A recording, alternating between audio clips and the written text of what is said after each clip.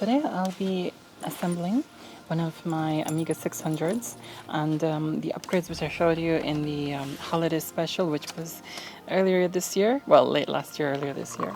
I will be putting those upgrades in there. Finally, I got a chance.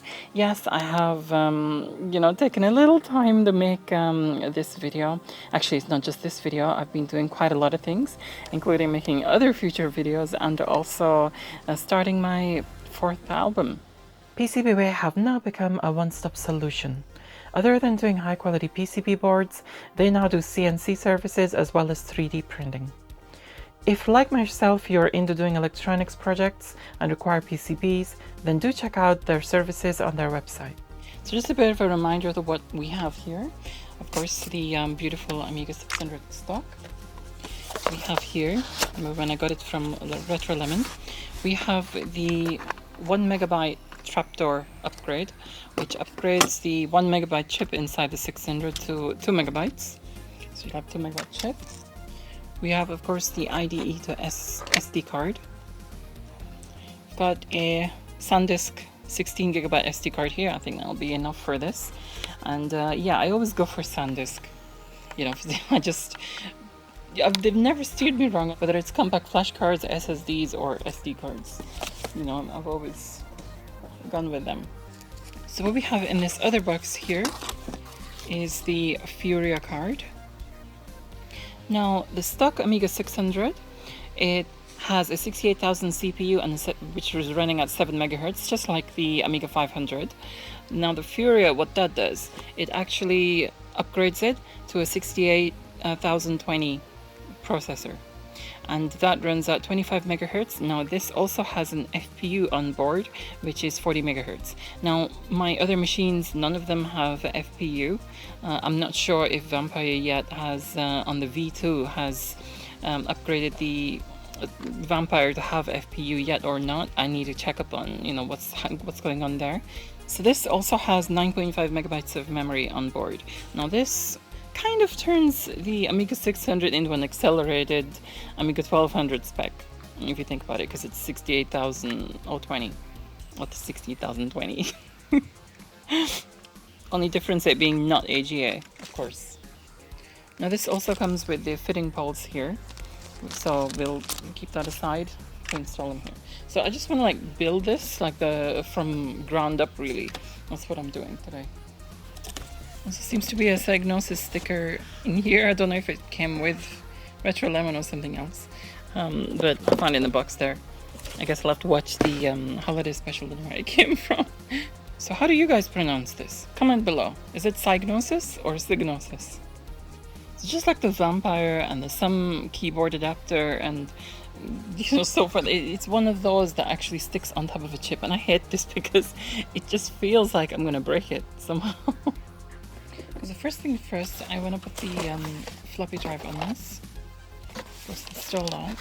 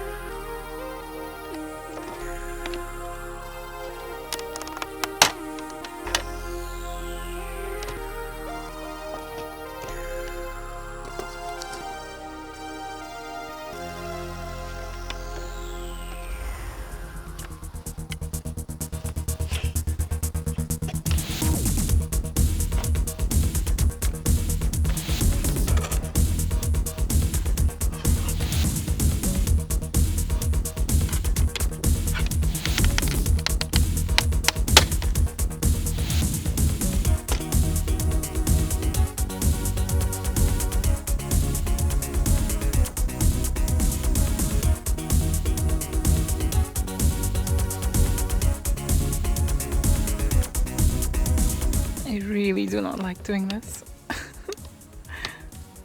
You have to push it down really hard, but you just feel you're gonna snap something or break the board or something like this. It's horrible.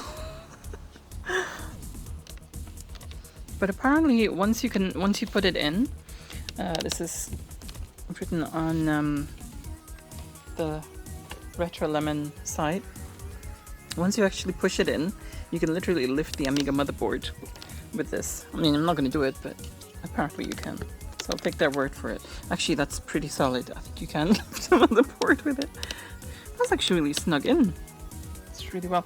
I decided to do an active cooling one because, you know, I think it requires some ventilation. It's got like more than the Furia in there. You know, it's got like, these are the boards, and you know, I just hope it's not too loud.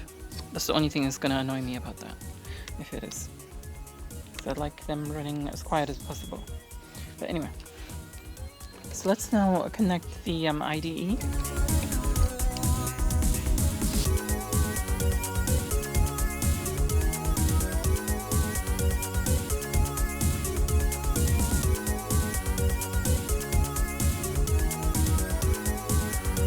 Gives a perfect right angle, and there's no mess. It's an angular one, and especially for, as you can see there, beautiful and clean. Let's put the SanDisk card in there now.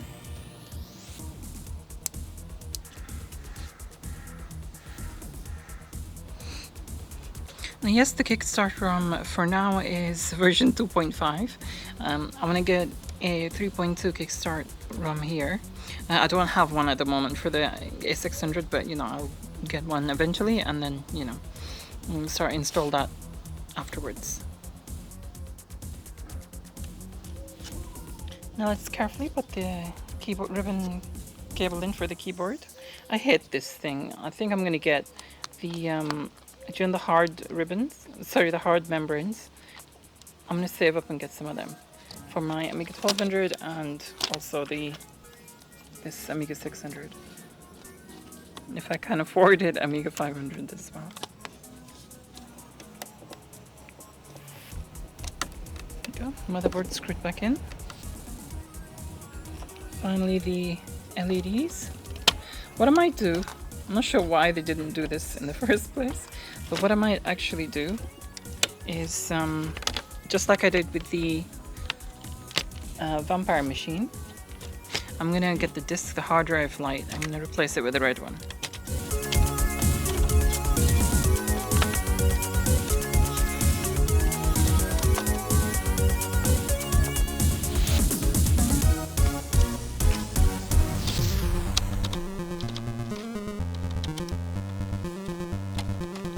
And this is a little bit of an unusual one. By the way, I had this back in the day, and I love this disc drive. It's just something unique about its sound, which I've always liked since back then. I remember getting them from a car boot sale, actually, this one.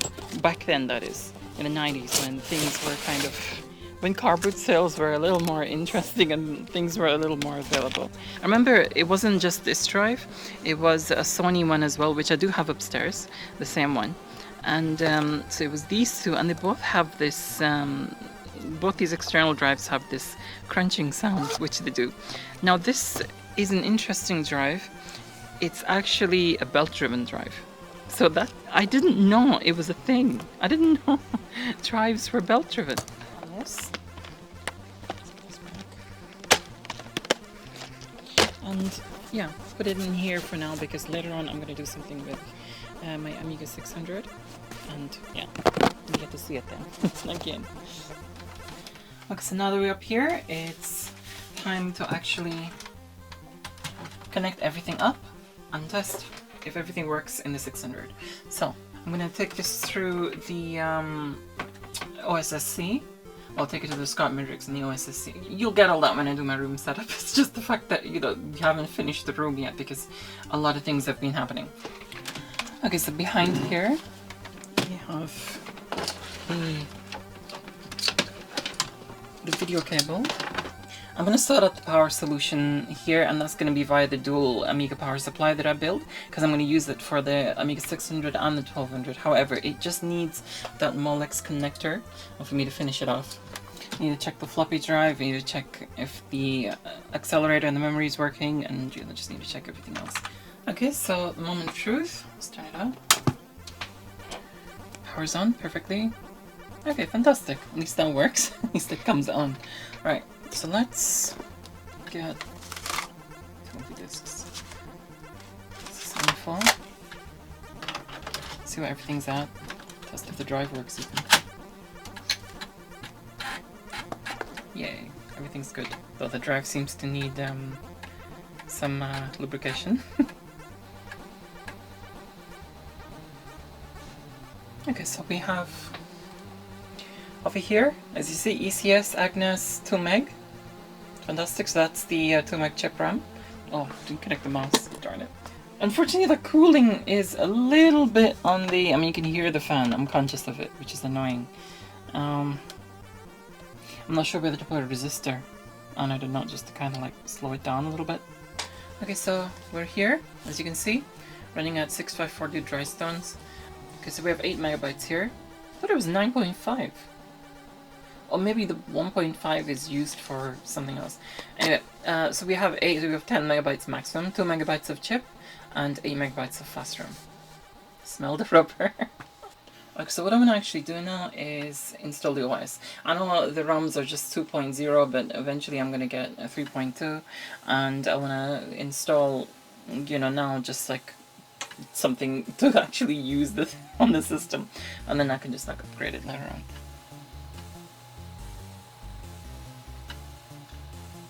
I have the 2.05 discs over there. If that'll just make some. So yeah, let's do that.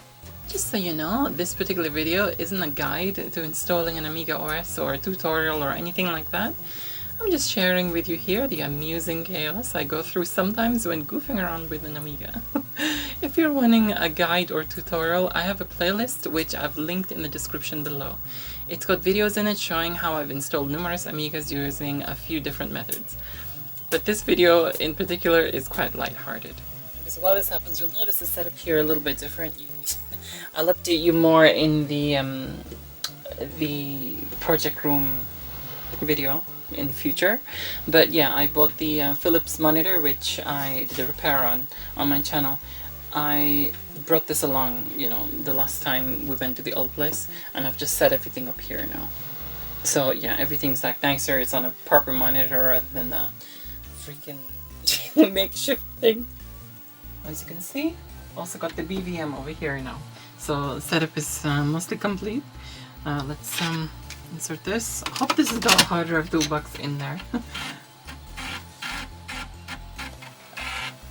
As you can probably hear, once the floppy drive like stops crunching, it really needs lubrication. But yeah, what? Pretty much select a key map from the extra disk. As you can probably hear, the fan on the Furia, it's pretty noticeable. Let's put the microphone near it. I mean, to be fair, I've put the microphones completely on top of, I mean, as sensitive as it is, and I've put them on top of the Amiga itself, so it's gonna feel louder than it is, but in reality, I'll hold them near my ears, if that kind of helps. Should have known better that it doesn't have hard drive tools on that.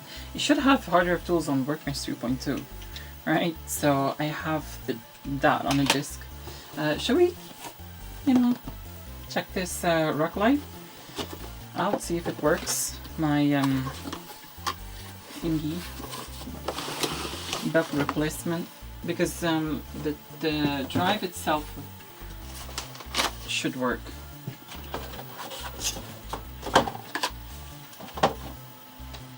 Hope it does now. Yeah, let's just turn that off and connect this. So, Amiga 600 disk drive port is right at the end. Well, it clicks. That's a good sign. Okay, So this is Kickstart 2.0 upwards, so it should boot from DF1 as well, or the external drive. So let's just insert Workbench 2.0. Ooh, it's loading. It's got a nice smooth sound, as I remember.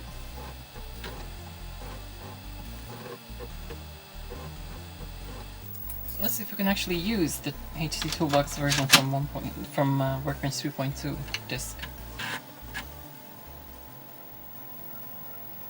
Okay, so I've had to hook up the Amiga 1200 just to get the freaking files, the hard drive toolbox, and copy it onto a disk. I think I'll just make a disk that has it on it.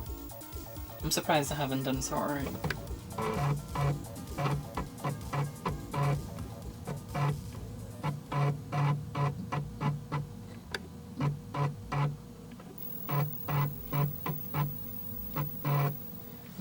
Now these disk drives, yes, I'm such a geek. The sound of disk drives like kind of excites me in some way or form. Obviously you've heard this, the sound that one makes, right? But then just hear this Sony one which I had from way back. I had this one and that Rocktech one together back in the day. But this one gives a nice crunchy sound. I really like it.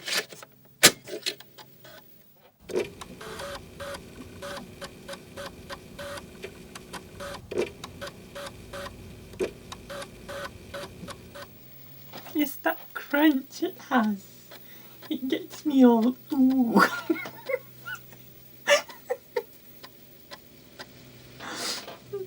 By the way, the microphones are right up close to them, so they might seem really loud to you, but actually they're really quiet. Okay, so I've done copying all the goodies. Let's turn the Amiga 600 back on, which feels very noisy in comparison. I'm definitely gonna have to do something about that fan. It's just too loud. I didn't expect it to be that loud. I still probably wouldn't have got one with active cooling. I mean, sure, the only difference is this is just a freaking fan on it. Excuse you. It's just temporary, this power management thing. Once I get the dual Amiga power supply, they'll both be there. I could just switch either one on and just not have to go through this faff. That 600 drive is so loud. Hey, wait, hold the horse. It says 9.7 megabytes here. So maybe it is 9.7 megabytes, so that's fast RAM. So what's the 1. So it does have 9.5 megabytes. The Furia, fast RAM, and the graphics memory 2 meg. Yay! I mean, this is 1.5 meg. Okay, let's see hard drive toolbox. Do you work? Will you ask for a stupid library? Will I go through all the libraries? No, it works. Squeezy card, unknown. Okay, so yeah, 16 gig, it's detected it. Hey, why not? It doesn't let me go past 3 gigs. I thought this was 4 gigs. Now let's go to Disk Master. I'm continuing this one big episode of FAF, which is starting up now. Great. Well, at least I copied the L directory from the thingy. This 600's loud. It's like the floppy drive's screaming at me. And the fan's like, hey, constantly.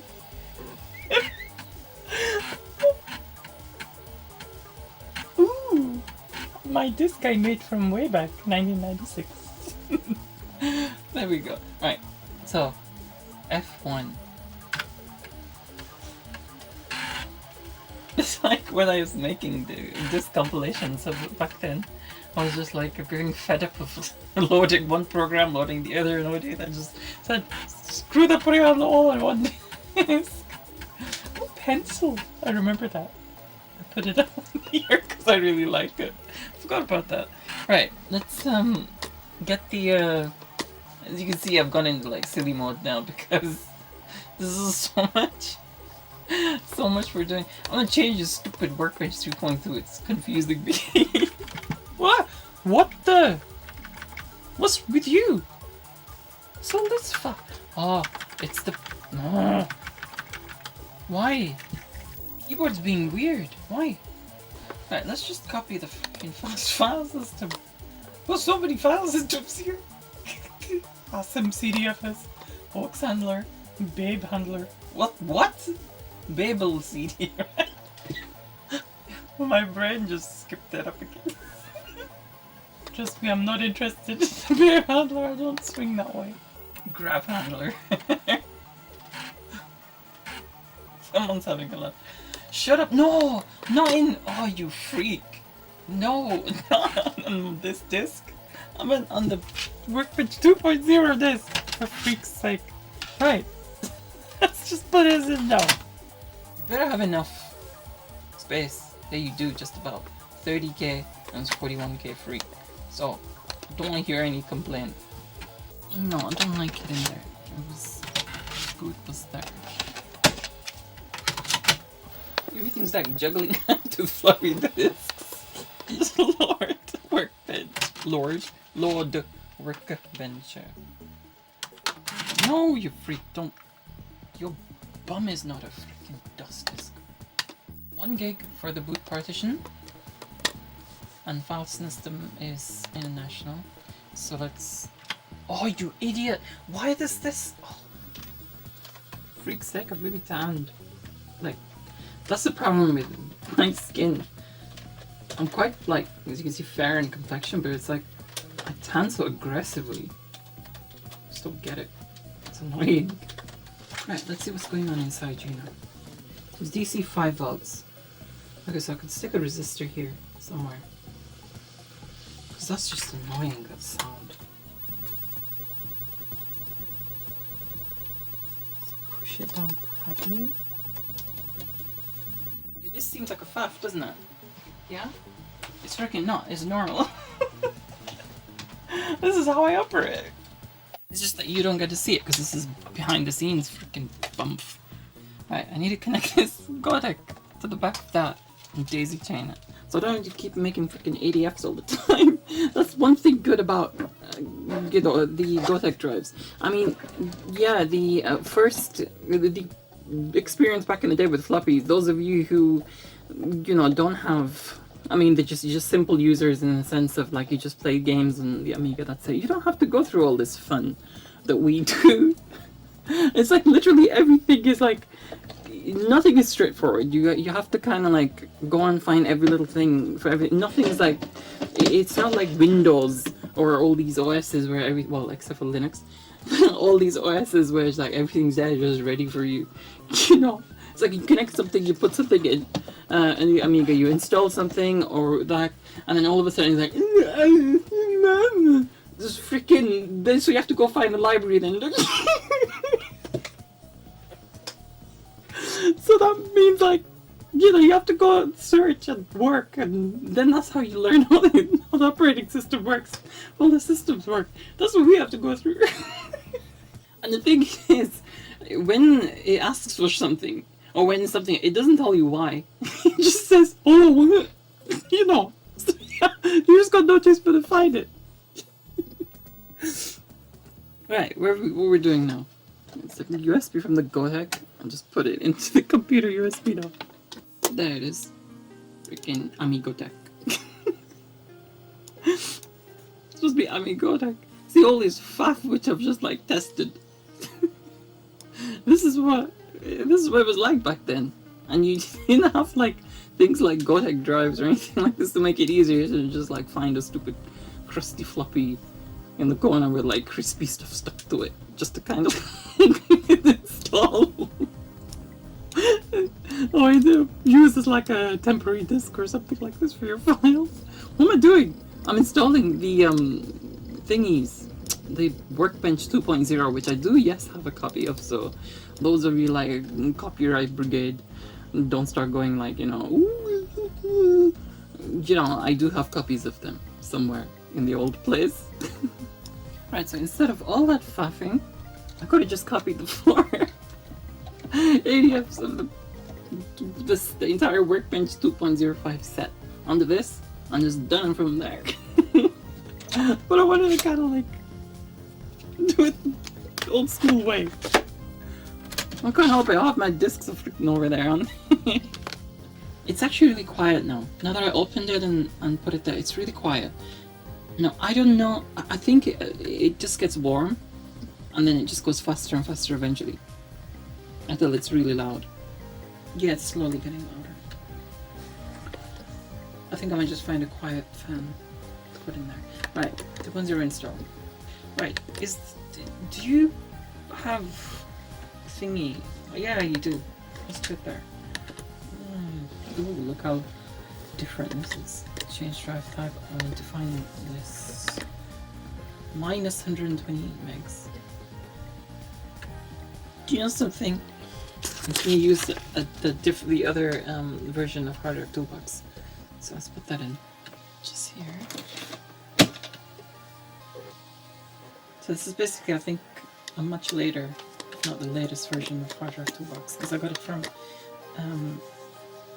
well, I did the Amiga 1200 with it when I was installing 3.2. You know something? I'm just gonna do it by the book, behind book. As in, like, do it via this. Let it automatically do it for me, because this is just temporary, right? It's a prep hard drive. Let's just use these. Yeah, so this is just gonna take ages, right? So I'm just gonna skip ahead and spare you the...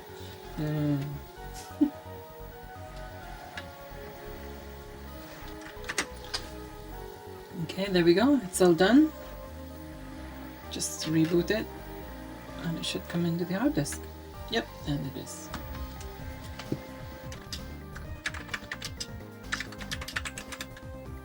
Yeah, I am installed now. Thank you, MsMadLemon. There we go. Yeah, I just need to install 3.2. The system desperately needs it. Anyway, so that is for now. You know, I will update and do all the update stuff, including the fan and everything. So yeah, that's all for today. I hope you enjoyed this video. It's just a mess around really, but this to kind of like showcase the Furia card, because it's my first experience with Furia and with 2.0 as well. So yeah, anyway, thanks so much for your likes, your shares. Do leave your thoughts in the comments below. Don't forget to check out my other videos, because I've done so many and with quite different topics, not just Amiga. And yeah, do subscribe for more. For now, I will say adios. Thanks so much to all my patrons for supporting my channel, especially to you very kind top-tier supporters of mine who deserve an extra special thanks. Rich Garbett, Electronscape, Axel Dominator, Aaron Metcalf, Corey Ostman, Mark Bosak, Starlight Minako, and Chris Sebelinsky. Have a lovely evening, everyone. Until next time, adios!